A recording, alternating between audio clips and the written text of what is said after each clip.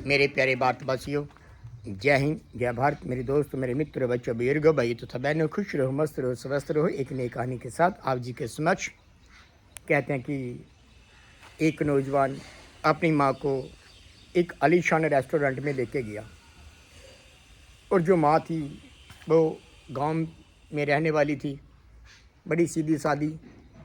उसने पहली बार इतना आलीशान रेस्टोरेंट देखा। बेटे ने क्या किया कि खाना मंगवाया। जो ही वो खाना खाने लगे, माँ ने सिर्फ एक नवाला लिया और कहा कि बेटा बाकी आप खा लो।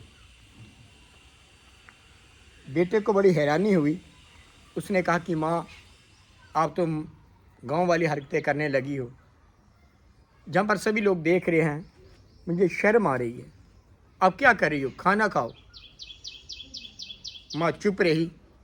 कहते हैं कि जो ही वो रेस्टोरेंट से जब जाने लगे, माँ ने जो खाना बचा था वो एक थैली में उसको बांध लिया और बेटा और क्रोधित हुआ कि माँ ये क्या कर रही हो, मेरे पास बहुत पैसे हैं, मेरे पास बहुत पैसे, ये क्या कर रही हो, इसको बाहर फेंक दो। आगे से माँ ने उत्तर दिया कि बेटा ये मैं अपने लिए लेके नहीं जा रही हूँ। जो रेस्टोरेंट के बाहर बच्चा एक बैठा है, ये उसके लिए मैं लेके जा रही हूँ क्योंकि वो भूखा है। जब तू छोटा था मैं आधा ही पेट भरती थी और तेरे मुंह में खाना डालती थी, उस वक्त तेरे को शर्म नहीं आती थी। आज तेरे को बड़ी शर्म आ रही है। बच्चा समझ गया, बेटा समझ गया कि माँ खाने से पेट नहीं भरती है।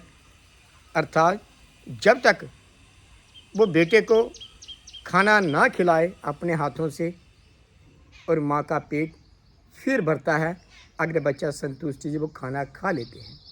ये होती है माँ, अपना आधा हिस्सा भी वो बेटे को, बच्चे को दे देती है, खुद वो भूखी रहती है, खुद आधा पेट भरती है, लेकिन बच्चों को भूखा नहीं रहने देती है। ये होती है माँ। इसी प्रकार से हम प्रयास करें। जब हम बड़े हो जाते हैं हम समझते हैं कि हम बहुत समझदार हैं, लेकिन किस प्रकार से हमारे माँ बाप ने हमारा पालन पोषण किया है ये वही जानते हैं।